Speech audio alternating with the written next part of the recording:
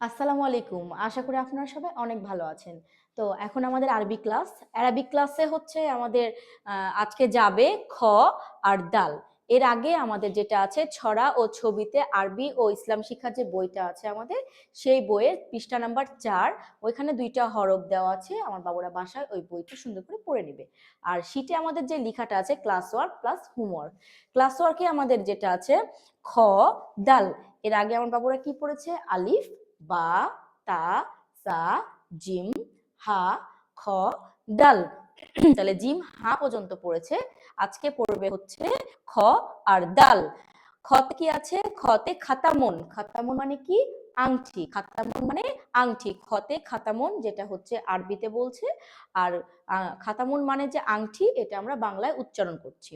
আর দাল, দালে কি আছে? দাওয়াউন। দাওয়াউন মানে কি? ওষুধ। দাওয়াউন মানে ওষুধ।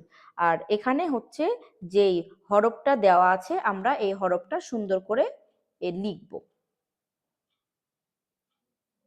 আমার বাবুরা বাসায় পেন্সিল দিয়ে লিখবে সুন্দর করে, আর পাশাপাশি আমাদের এই হোমওয়ার্কটাও করবে।